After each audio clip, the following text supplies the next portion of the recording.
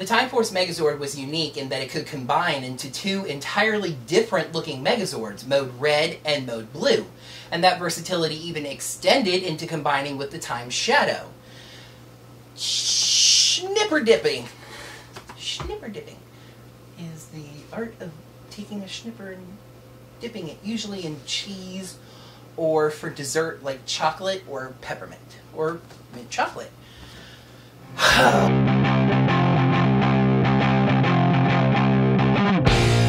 Hello there, heroes. I'm the Orange Ranger, and welcome to another Power Rangers Dino SuperCharge Hiatus video. Sorry this video is coming out late, still catching up from the MomoCon delays. Now, I know the first thing that a lot of you are thinking. I'm not wearing orange, what's up with that? Well, like I said, I attended the MomoCon convention, and I'm still sorting through my convention laundry. All my orange shirts are in the laundry right now. But I have two caveats for you. One, I am wearing a Florida Marlins shirt, and the Florida Marlins are now the Miami Marlins, and one of their colors is orange. But if that sounds like too much of an excuse for you, I think this will work a little bit better. I have not one, but two orange lock seeds.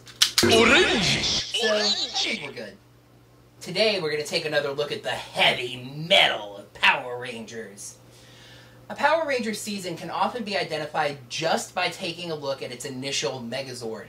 The original Megazord, referred to after Dino Thunder as the Dino Megazord, is a cultural icon that many people would recognize regardless of whether or not they're fans of the show today. However, there have been many, many others, and it's time to take a look at the 10 best. One thing that this hiatus season has definitely taught me is that this is a universe that you can't just simplify. Trying to do a top 10 Megazords video, there have been so many different Megazords, so many different styles, falling into so many different categories, that you can't just do a 10 best.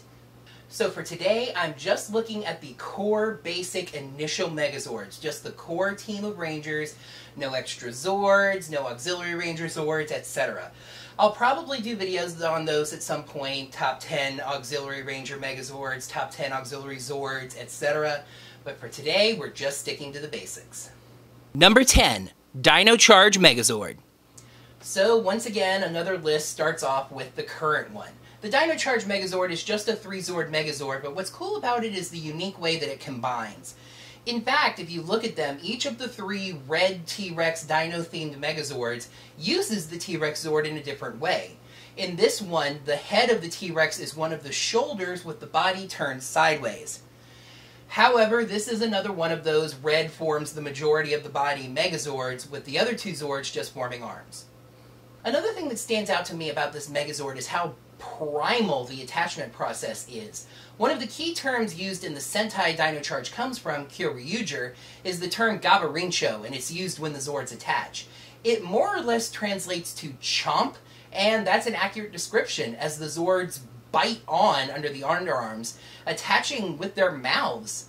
Be careful of these Zords, they bite. Number 9, Thundersaurus Megazord. Naming this Megazord must have been a little bit tricky. Not only had there already been one Thunder Megazord, there had actually been 2, and one of them was just the previous season in Ninja Storm. So, since this was a dinosaur-themed season, just stick Saurus on the end. There are 2 neat things to me about this Megazord. One is that it's one of the only core Megazords that has a drill arm. There are other Megazords that do have drill arms, but they have to use auxiliary Zords to have it. This one just uses the T-Rex tail as a big drill arm. The other one is that this is one of the only red is pretty much all of the body Megazords, where the fact that it didn't necessarily need every Zord to be attached to it was actually used in the story. In an episode where Kira was mind-controlled by a monster, Connor and Ethan were forced to form the Megazord without her Terrazord. It had no chest plate or helmet and was said to be less powerful, which makes sense if you think about it. Really, the main impact on me from seeing this was just wanting to see the Dino Megazord without the pterodactyl attached to it. I mean, it looks a little weird, but not that bad. We couldn't get that in Ju2 footage? Number 8, Time Force Megazord. To be perfectly honest with you, as much as this might surprise some people, the Time Force Megazord really doesn't impress me all that much. Neither of its two looks are all that great to me, and the individual Zords don't really add anything to the motif. I find the Megazord actually kind of boring. So why did it make the list? Did you notice how I said neither of its two modes? The Time Force Megazord is somewhat unique in that it can combine into two entirely different looking Megazord modes, Mode Red and Mode Blue, and that versatility extended into combining with the Time Shadow as well. It's that versatility and uniqueness that earns the Time Force Megazord a place on the list. Number 7. Samurai Megazord. Sometimes a Megazord is more than the sum of its parts. And sometimes it's not, and that's the case with the Samurai Megazord. This Megazord actually makes the list on the strength of its individual Zords, which besides having an animal mode, also have a neat little emblem mode they can fold up into. They can even stack up in a neat little tower, which admittedly serves no practical purpose in combat. To me, it's just a shame that Bandai of America couldn't have made the American Samurai Zord toys do this. I mean, I don't know how much more complicated it would have been, but the Japanese toys do it, so I don't see why they couldn't have just copied the same mold and just made them smaller or used less paint. Number 6. Turbo Megazord. This Megazord sells me on its combination sequence. It's just a nicely complicated series of moves where Zords split up and different parts move around, and in the end you get a walking robot man out of 5 cars. Also, I really like that lighted grille on its chest. I guess I don't really have that much to say about it, but it's nifty just the same. Number 5. Astro Megazord. There were so many things about Power Rangers in space that represented a radical departure from the status quo, and the Megazord was no exception. Whereas in the past, we'd gotten used to the idea of 5 or so Zords combining together to form Megazord, in this case it was just 2, and both of them were vehicles the Rangers used in everyday exploration. The Nasada shuttle, which it's very likely that Zordon helped them develop just so there was a way for the Rangers to get to space if they ever needed to, combined with Andros' Astro Megaship to form the Astro Megazord. What advantage it gives this Megazord is a very coherent blue and silver color scheme. Another thing that I personally like about it is that the wings on the shuttle kind of give this Megazord a cute little winged cap. Number 4. Titan Megazord. You know, I think the Titan Megazord is a lot cooler than most people seem to remember it being.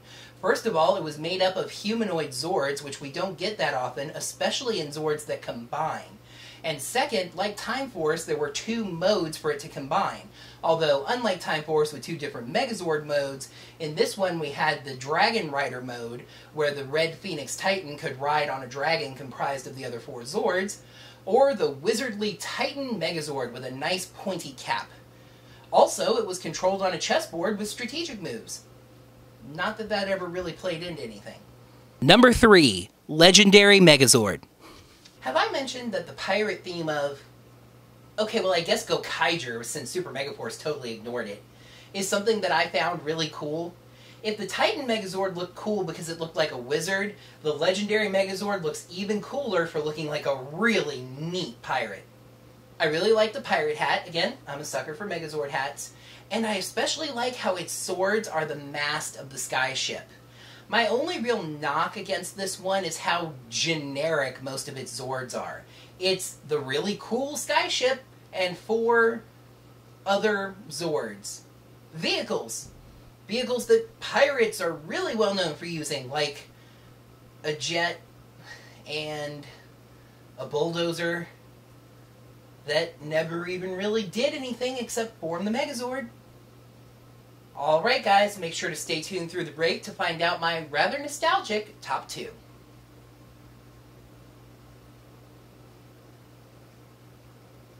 And I'm back, and the final 2 are proud representatives of Mighty Morphin Power Rangers. And with apologies to the Ninja Megazord, it's a battle of Season 1 versus Season 2. The Dino Megazord versus the Thunder Megazord.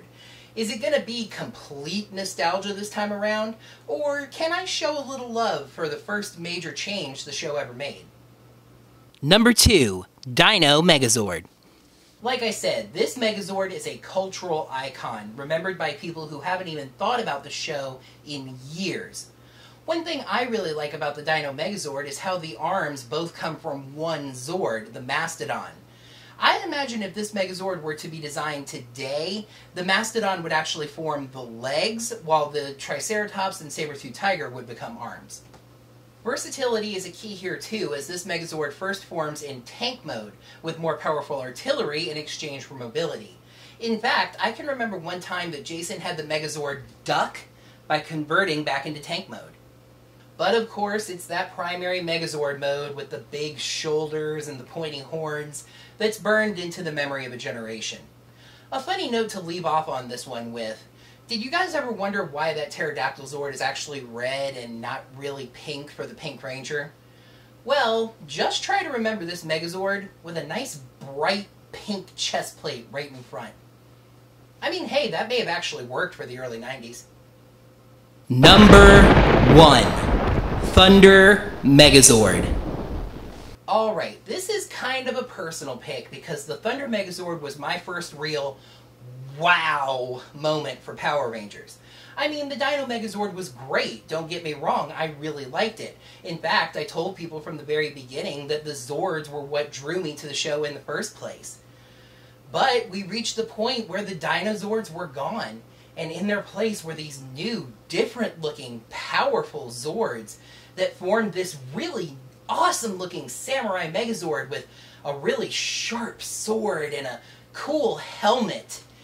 And it also was the team's first major triumph over one of their biggest setbacks ever. One funny thing to me is if you look at the Thunder Megazord and the Dino Megazord, they're actually surprisingly similar. The black or green Zord forms the majority of the body, although you do have red as the central base. Blue and yellow are legs, and pink is kind of ornamental, maybe not necessary, but still a part of the formation and powerful.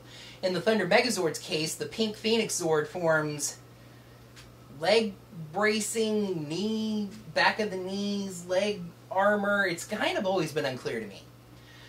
But similar as they may be, in the end, the power of Thunder boosted this one just a little bit higher, up to number 1. Now, this is where I normally do the Viewer's Choice Award. However, with the MomoCon delay delaying the previous video, doing a Viewer's Choice Award right now kind of wouldn't make sense. So what I've decided to do is allow you guys to keep on voting on this topic, and I'm going to announce the winner next week. So, in the comments below, let me know your votes. Keep on voting for your favorite core team, first initial appearing Megazord.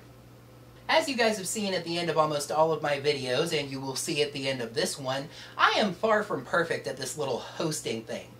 But as we approach 100 episodes of this little show, I thought it was a good time to take a look back and look at some of the best of my mess-ups. So, next week on Orange Ranger Videos, the best of the bloopers. Well, that is going to wrap up another Power Rangers Dino SuperCharge Hiatus video. Thank you guys so much, as always, for watching. Make sure to like this video by clicking that like button right down below. In the comments, let me know your votes for your favorite core team initial Megazord, as well as just what you thought of my list. And if you're new here, please subscribe. I do Ranger content every Morphin Monday. We've had some delays this week. As well as other geeky content. And if you are interested in financially supporting my channel, please go to my channel page and click that blue support button on the right-hand side. And, as always, may the power protect you. Today we're going to take another look at the heavy metal of Power Rangers.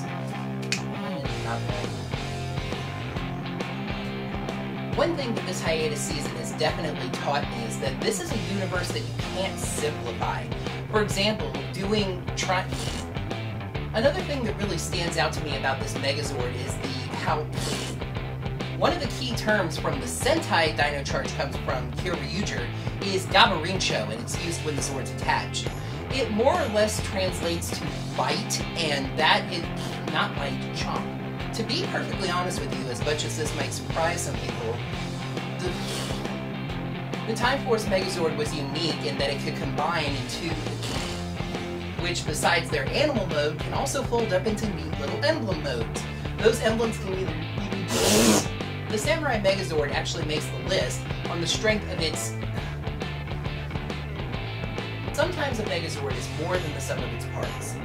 And sometimes it's not. That's the case, whoa, boy. Whereas in the past, we had 5 or so Zords.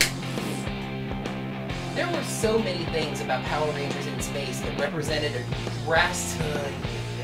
There were so many things about Power Rangers in space that represented a radical departure from the status quo, and the Megazord was no exception. Now I can't remember the next line.